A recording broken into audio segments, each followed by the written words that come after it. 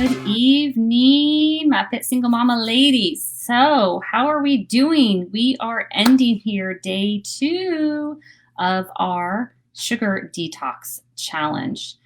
So, how are we holding up? I'd love for as you come on in, let me know where you're tuning in from. As always, say hello.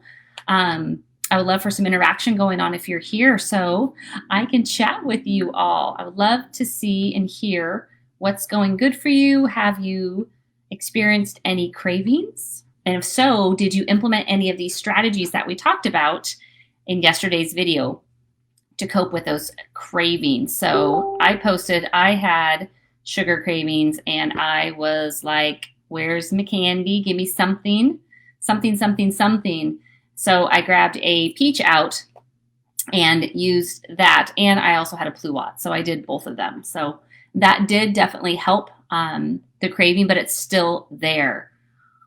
Now, this 5 days, like I mentioned previously, it's really going to show you and myself, how strong that sugar addiction really is and how it's not, again, a matter of willpower. It's about a chemical that your brain is or has been reliant on to get that fix.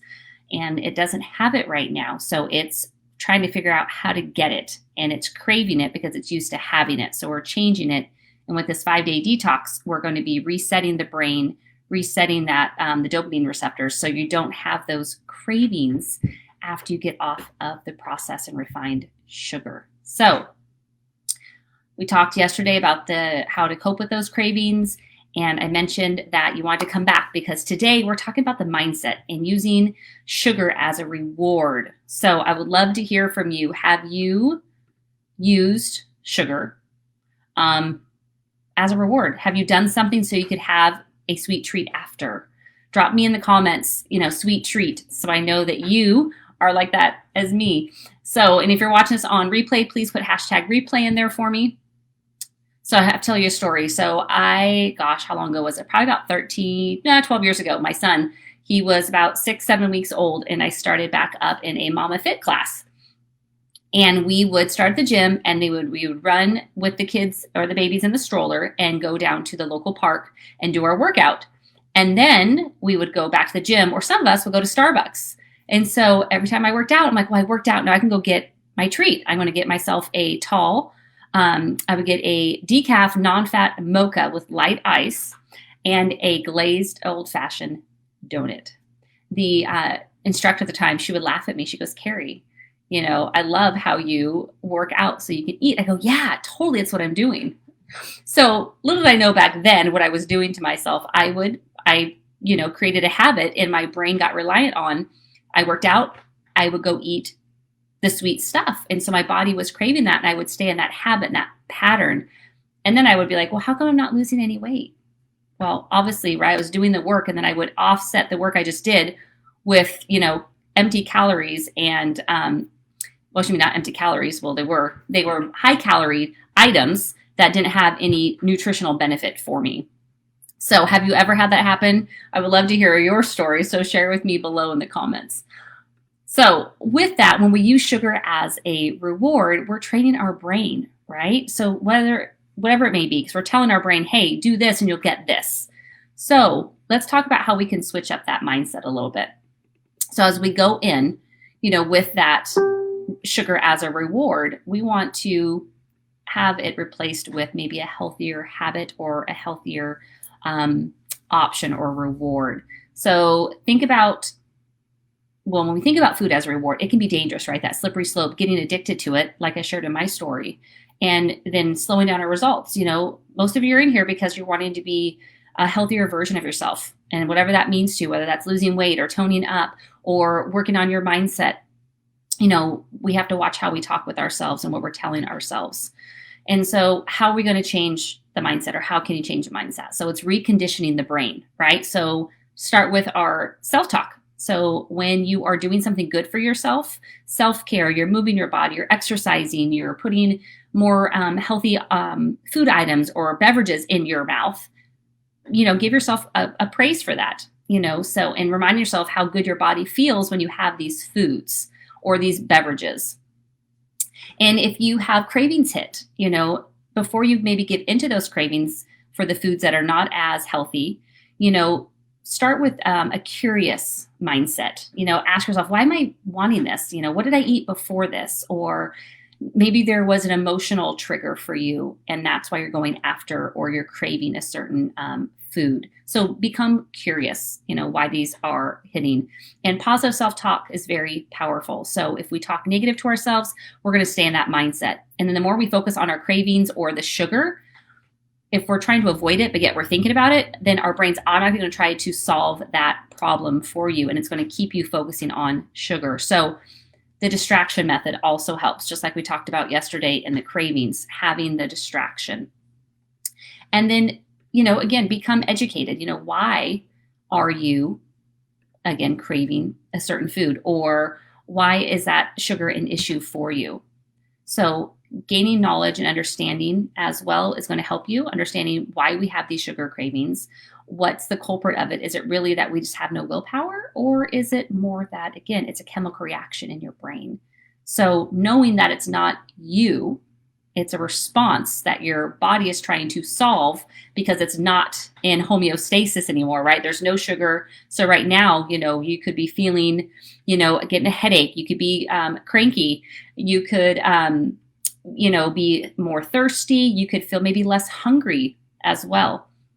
I typically find that when I go off of processed or refined sugars, that my appetite is extremely suppressed, and which then tells us that sugar, processed sugar and refined sugar, actually increases our hunger when we're not actually hungry. Therefore, we're taking in more calories than our body actually needs. So education is power. It helps us make informed decisions.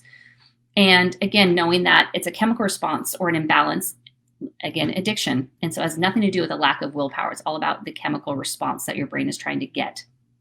So action, you can act your way to positive thinking. Just thinking it is not going to get you over that hump. You have to do an action, right? You have to have movement behind that thought in order for you to work and be in a positive place. So you can form new habits by repeating an action over and over. So you can change your mentality in regards to sugar as a reward.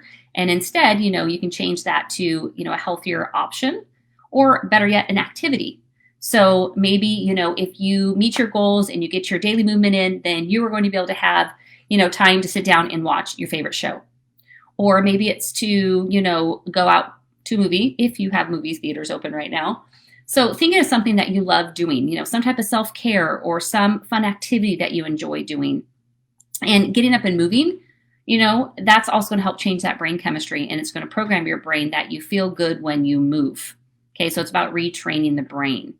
So the first 48 to 72 hours right now in this, 5-day sugar fast is really going to be the most challenging for you and for me. So we're going to have to get comfortable with being uncomfortable and using these tools that are being shared with you over these 5 days to combat those cravings and choose another option that's going to help you get past it and past that that chemical imbalance until your body regulates and remembers what it feels like to feel good without that sugar. Okay, so we're going to ride the feeling. We're going to let it pass. We're going to overcome it. If you slip, hey, it's cool. Remember, use the group. That's why it's here for. It's for that accountability. So make sure that you are posting in the group.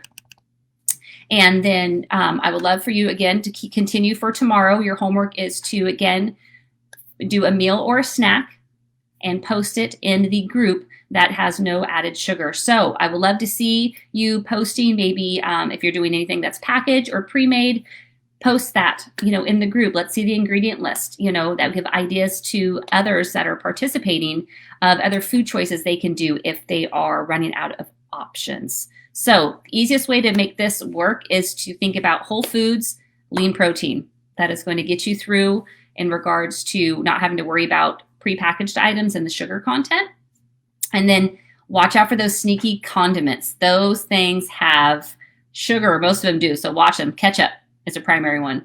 So join me tomorrow. We are going to be talking about mindful shopping. You don't want to miss this. We're going to have some great tips here to help you all out when you are going to the grocery store to help avoid that processed and refined sugar. So homework again, post another meal or snack in the group.